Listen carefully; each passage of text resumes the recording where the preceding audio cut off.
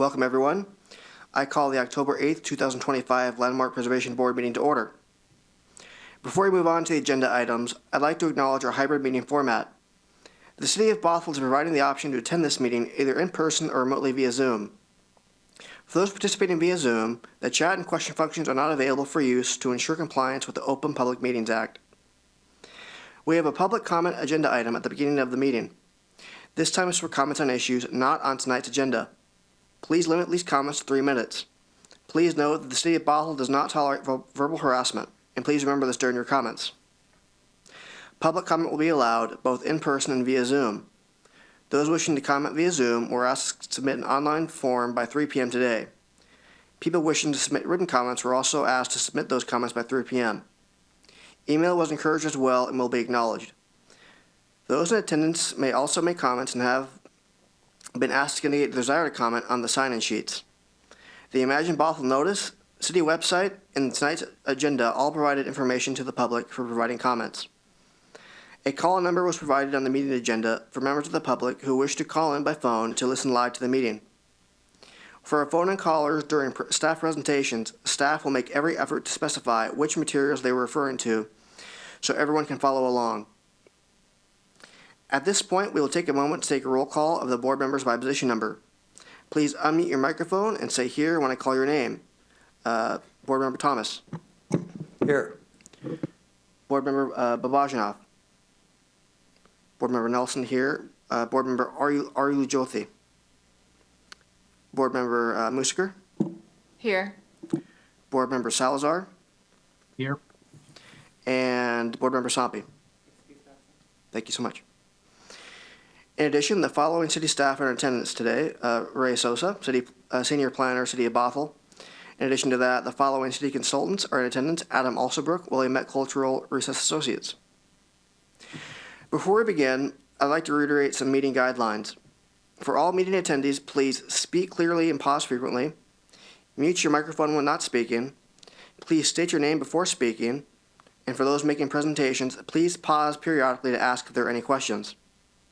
For board members, at appropriate times, I will be calling each member by position number, asking if they wish to speak or ask a question.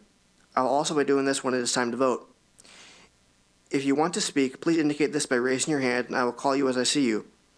This will help avoid the problem of 2 people speaking at the same time, and please identify yourself before you ask to speak, make a motion or second a motion, or participate in debate. And please mute your microphone when not speaking. If there are any objections, please raise your hand. Seeing none. The first item on the agenda is non-agenda public comment. If there are any members of the public here, they may speak now about items that are not on tonight's agenda. Do we have anyone either in the room or who have written in? Seeing none. Thank you so much. Approval of minutes. Meeting minutes for the September 10th, 2025 regular meeting were included in our packet to review. Would a board member like to make a motion to approve of the minutes? If so, please indicate by raising your hand. Board Member Thomas? I move that we accept the minutes as presented. Thank you. Is there a second? Board Member Mosiker, I'll second. Thank you so much. The motion to approve the September 2020 minutes have been made by Board Member Thomas and seconded by Board Member Musiker. If anyone wishes to discuss, please raise your hand. Seeing none, I will now call your name by position number. Please say yes or no when voting. Board Member Thomas? Aye. Board Member Nelson? Aye. Board Member Musiker? Aye.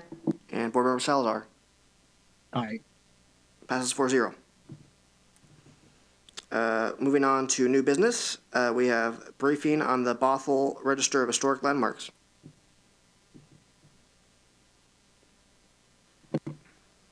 Thank you. Good evening.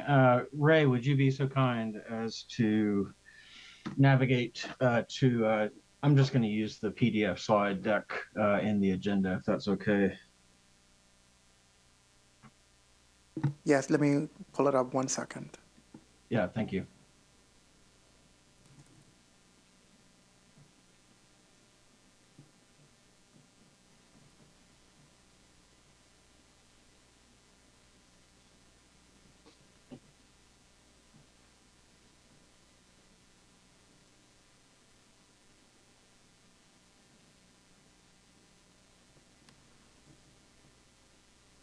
Are you able to see the screen? Yes, thank you very much. Yeah. That looks good. Much appreciated. Okay, good evening. Adam Alsobrook, Senior Architectural Historian with Willamette Cultural Resources Associates, giving a presentation this evening on the Bothell Register of Historic Landmarks. One of the things that staff and I have been talking about is, first and foremost, holding regular meetings of the Bothell Landmark Preservation Board, and when there isn't a case to be heard before the board, that we have trainings available on a variety of historic preservation topics. And so Ray and I thought that starting with the Bothell Register of Historic Landmarks would be a good way to begin this series. And so, on the screen you see before you right now is actually our most recently designated local landmark on the Bothell Register, which is the I.B. Graham House at 10001 Northeast 190th Street, which was built in 1949, and that was listed on the Bothell Register of Historic Landmarks in 2024. Next slide, Ray, please. As many of you know, in 1987, Bothell became a certified local government, which means that the National Park Service certified the city's historic preservation program. It's a partnership between local, state, and federal historic preservation efforts. Cities that are a part of this program must, number one, adopt a local historic preservation ordinance. Number two, establish a local register of historic landmarks. And number three, maintain a qualified historic preservation commission, which is what the Bothell Landmark Preservation Board is. The Washington Department of Archaeology and Historic Preservation administers the CLG program in Washington State. Next slide, please. The City of Bothell's Historic Preservation Program, as you know, is codified in Bothell Municipal Code Title 22. Chapter 22.12 governs the board. Chapter 22.16 outlines the criteria for local historic landmark designation. Chapter 22.20 and 22.24 govern the nomination and designation of local historic landmarks. And Chapter 22.28 governs changes to properties that are on the Bothell Register of Historic Landmarks or on the Bothell Historic Inventory. Next slide, please. Now, the designation criteria, for the city of Bothell diverges somewhat from the National Register of Historic Places criteria, which has 4 criteria. Bothell has additional criteria that the city deemed more suitable to their local conditions. And so the designation criteria at BMC 22.16.010, the building, district, object, site, or structure has to be more than 50 years old, and it has to be significantly associated with history, architecture, archaeology, engineering, or cultural heritage, and it also must have integrity, location, design, materials, workmanship, and association, and must fall into one or more of the following categories. And so A is association with events that have made a significant contribution to the broad patterns of our local, state, or national history. B, it's associated with lives significant in the local, state, or national history. C, it exemplifies special elements of the city's cultural, political, special aesthetic, engineering, architectural, or economic history. D, embodies distinctive architectural characteristics of a type, style, period, or method of design or construction, and represents a significant and distinguishable entity whose components may lack individual distinction. That second part right there, that criterion D part, refers to historic districts. Next slide, please. Criterion E is the building, structure, site, etc., is the outstanding work of an architect, builder, or designer. who's made a substantial contribution to the art. Criterion F, it has yielded or may be likely to yield information important in prehistory or history. G, due to its prominence of spatial location, contrast to siting, age, or scale, it's an easily identifiable visual feature of the neighborhood or the identity of such neighborhood or the city. H, it is a building or structure removed from its original location, but which is significant primarily for architectural value, or which is the only surviving structure significantly associated with a historic person or event. And I, it is the birthplace or grave of a historical figure of outstanding importance and is the only surviving structure or site associated with that person. And so it's a combination of, multiple designation criteria, both from the National Register with some others added on. Next slide, please. Oh, apologies. Criterion J is cemetery, which is primary significance from age. K is a reconstructed building that has been executed in a historically accurate manner on the original site. Criterion L is a creative and unique example of folk architecture and design created by persons not formally trained in the architectural design professions. You might also hear the word vernacular architecture in association with a resource that might be eligible under Criterion L. And then Criterion M is that if the property has achieved significance within the past 50 years of exceptional importance, or if it's an integral part of a district eligible for listing in the Bothell Register of Historic Landmarks. Next slide, please. So importantly, any member of the board itself, or any person in Bothell may nominate a building, district, object, site, or structure for inclusion in the Bothell Register. Next slide, please. However, the property must be 50 years of age or older. So right now, we're looking at 1975 and earlier. You have to meet at least one significance criterion, and it has to possess that integrity that was stated in that earlier slide. Any person or group may nominate a property as a landmark, such as the Landmark Preservation Board, but the property owner must consent to the designation. Once the nomination form for the landmark is determined to be complete by the city staff, the Bothell Landmark Preservation Board considers the nomination at a public meeting. And the board may either approve the nomination or deny the nomination, or they may defer that nomination for consideration at a future meeting. Next slide, please. The second step is really important. If the board approves the nomination, a management agreement is negotiated with the property owner.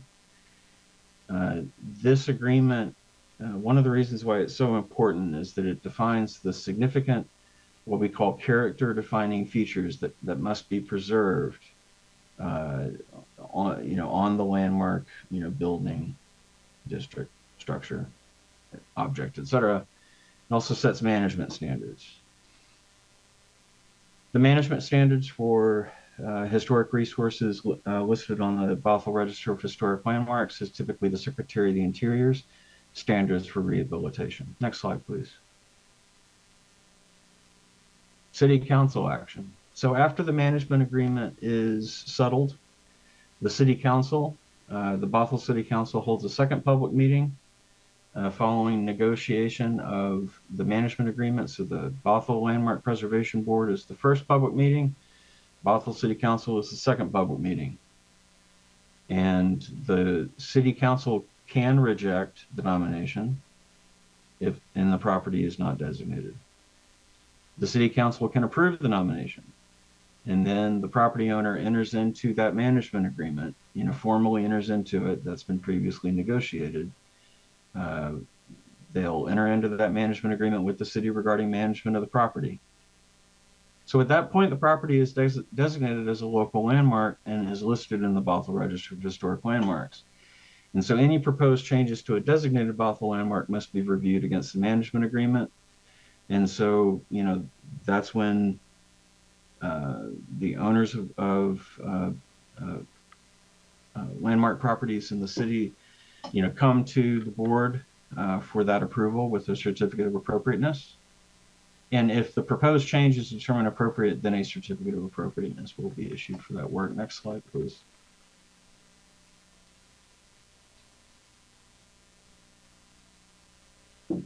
So Bothell has a very interesting and wide variety of landmarks, of listed landmarks in the community.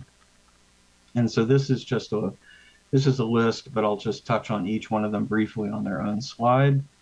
And they definitely range in age, from that European American settler post-contact period up through to the most recent one, which was nominated. Next slide, please, Ray. Which was the McAdoo House, is the most recently constructed, nominated as a landmark. The McAdoo House was built in 1958, but of the group, the most recent is 1949. Next slide, please. This is the Andrew and Augusta Beckstrom cabin, which is built in 1884, is located at the park at Bothell Landing.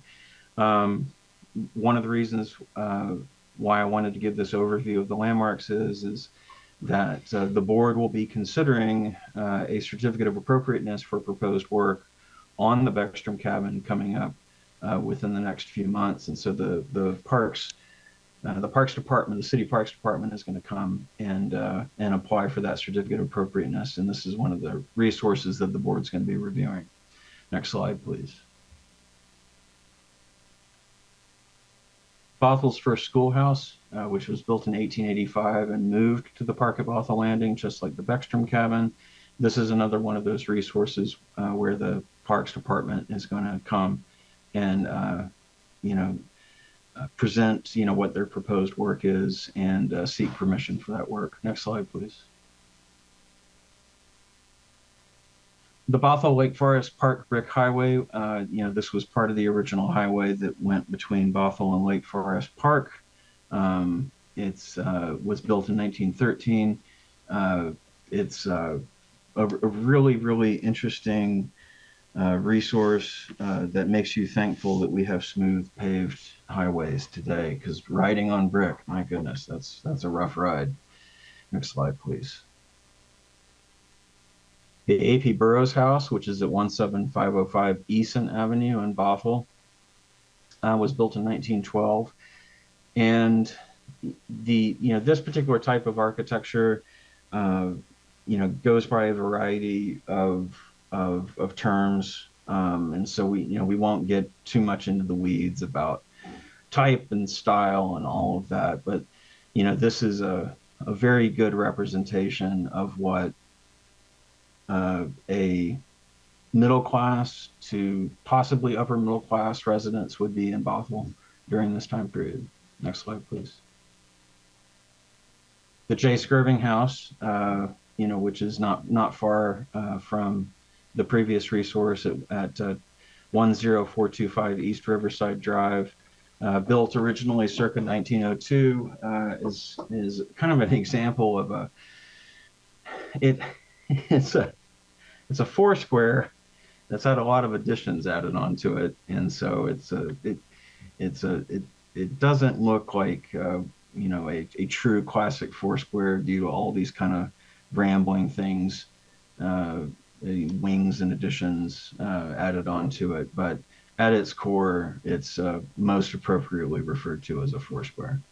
Next slide, please. And so the Dr. Elmer E. Lytle House, built in 1898, moved to the park at Bothell Landing, and as the board is aware, slated for demolition either very late this year or next year. Then that was approved by the board at last month's meeting. Next slide, please. The North Creek Schoolhouse, circa 1885, is located up at Centennial Park.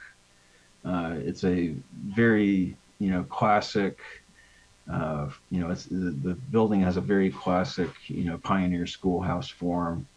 Uh, you ask a child to draw an old school, and this might be what they draw.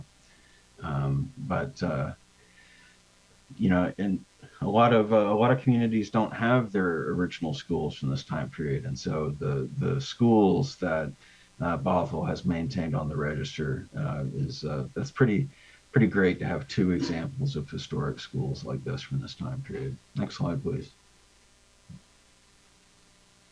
Bothell Pioneer Cemetery, which was established in 1889, and it's located at the present-day intersection of 180th Avenue Northeast and Valley View Street. So the boundaries of the cemetery itself are, they're the boundaries of the cemetery are all within that Bothell Register of Historic Landmarks designation. Next slide, please. So interestingly enough, Bothell has a mobile structure listed in the Bothell Register of Historic Landmarks, and that's the 1929 Bothell Fire Department Ford Model A fire truck. And so it moves around, which, it was originally intended to do. And my understanding is that it still does so to this day. So pretty interesting resource. Next slide, please. Many of you are no doubt familiar with the W.A. Anderson School, which was rehabbed into the McMenamins, built in 1931, located at 18603 Bothell Way Northeast.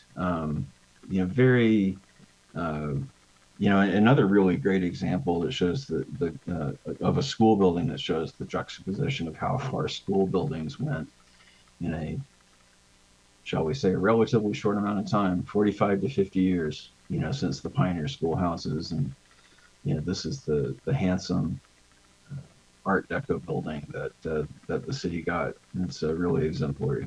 Next slide, please. The Swedish Cemetery, established in 1900, is located at the south side of Northeast 101st Street, south of 94th Place Northeast. Next slide, please.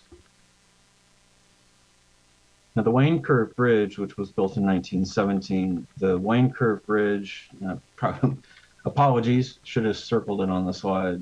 The bridge itself actually crossed the railroad tracks that were formerly located along Northeast Bothell Way and 96th Avenue Northeast. And so you can kind of see the bridge that crosses and the road that curves down to the south. And that shadow right there, that's where that bridge was originally located, but it's no longer in existence due to the adjacent highway construction. Next slide, please. The William Hannon House, which was built in 1890, another resource which was moved to the park at Bothell Landing. And so this is the third of the three other structures at the park at Bothell Landing that the Parks Department will be coming to you and applying for a certificate of appropriateness within the coming months. Next slide, please. The August Bartleson House, which is built circa 1884, my understanding, I was not able to quite piece together the story about this one, but my understanding is that it's a moved resource. But I definitely want anybody to correct me on that because I wasn't able to quite pin down exactly what transpired with that particular case. So apologies for that, but it's located in the vicinity of 234th Street Southeast and Bothell Everett Highway. Excuse me. Next slide, please.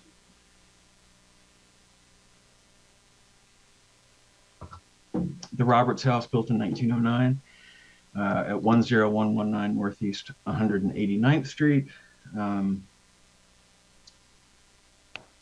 is an example of, I would most accurately refer to this as a working man's foursquare.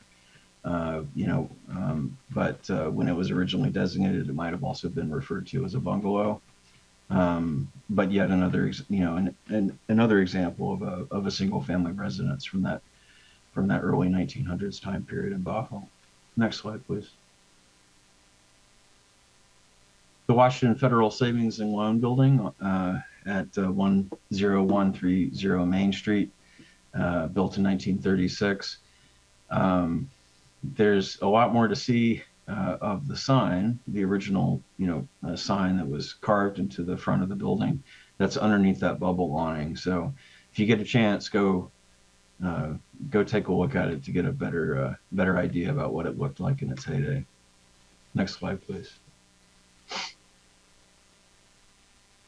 The McAdoo House, which was completed in 1958 by Benjamin F. McAdoo Jr., who was the first Black licensed architect in Washington State, is located at 17823 88th Avenue Northeast. This was a case where the building was nominated to be a landmark, and the owners so far have not completed the management agreement execution, and so it remains in nomination status to this day. Next slide, please.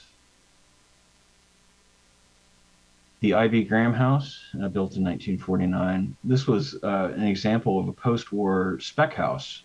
So it was built as a speculative venture by I.B. Graham, who was a local builder, and the Graham family, has deep ties into the pioneer days, dating back to the pioneer days in the city of Bothell, and it's located at 10001 Northeast 190th Street.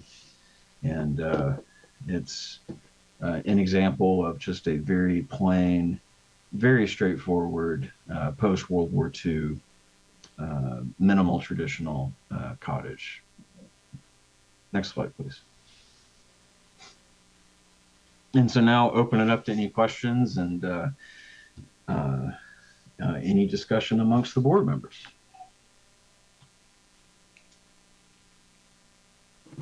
Adam, you said you had questions about the Bartleson house and the background Yes. on that.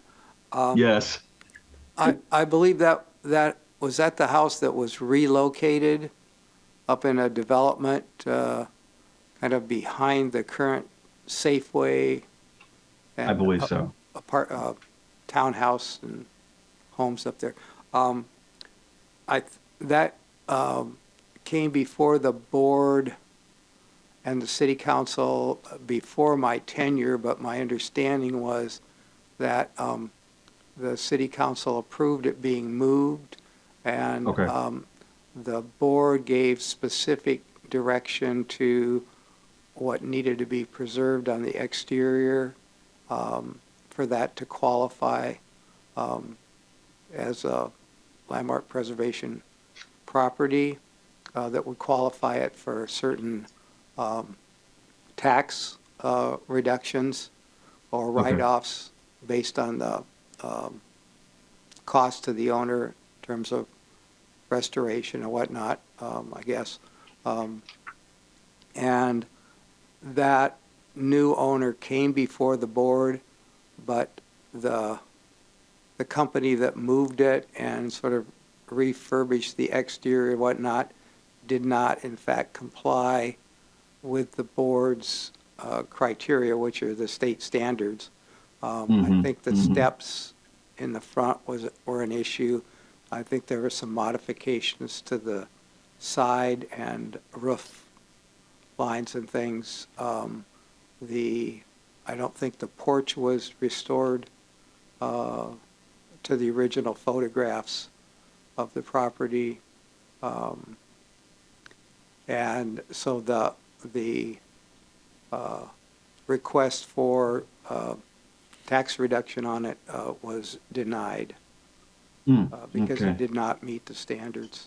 There is a plaque in front of it that does sort of designate it as a historic building, but it did not qualify for that particular part. I'm not sure whether I think it is actually designated, but it doesn't completely conform. Okay. I guess, That's- I'm not sure the exact, you're more versed in the technical language, but that's a little bit of my experience with helps. that. No, that's very very helpful to have that additional backstory on it, and I'm still digging in the records to see all that officially transpired, so that we can make sure that we've got good documentation on these as we continue.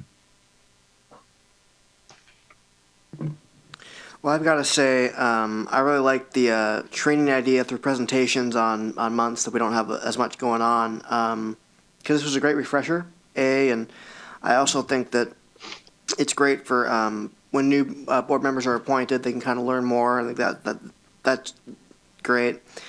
And again, great presentation. I think it was very thorough. I was trying to write down a question, but I really couldn't think of one, to be honest with you. So, so really great job. Those are my comments. Any other comments or questions?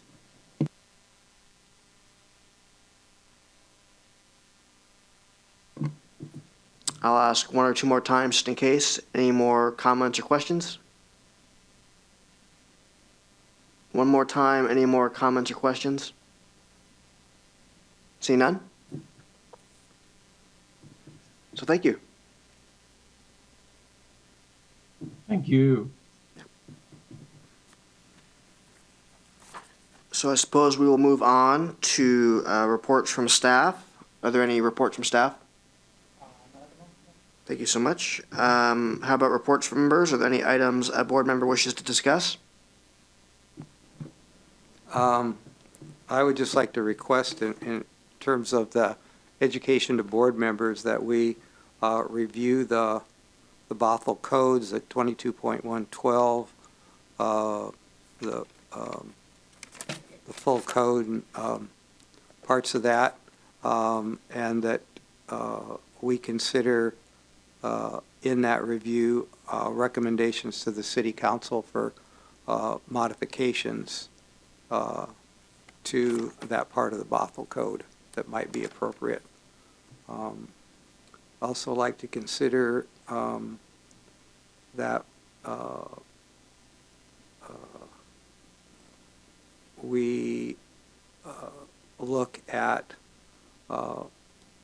resolutions that we could propose regarding other code changes and the operation of the board to the council. I think one of our duties as we review that Chapter 22 is to make recommendations and communications to the city council, and I don't know that we've done that in the last 7 years that I've been on the board, so it might behoove us to look at those kind of things and how we might do those more effectively.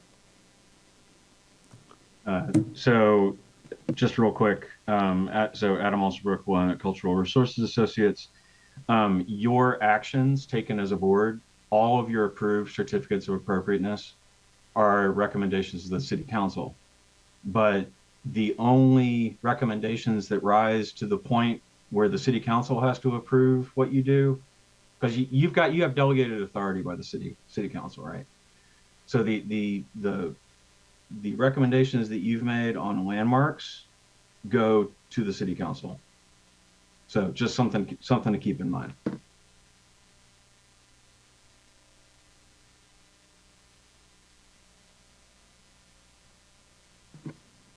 Yeah, any other items a board member would wish to discuss? One more time. Any other items a board member would like to discuss? Seeing none, would a board member like to make a motion to adjourn? If so, please indicate by raising your hand or making a motion. I move we adjourn. Board Member Thomas moves we adjourn. Is there a second? Board Member Mosakur, I'll second. Thank you. Board Member Musker seconds. I will now call out for a vote. Board Member Thomas. Aye. Myself, aye. Board Member Musker.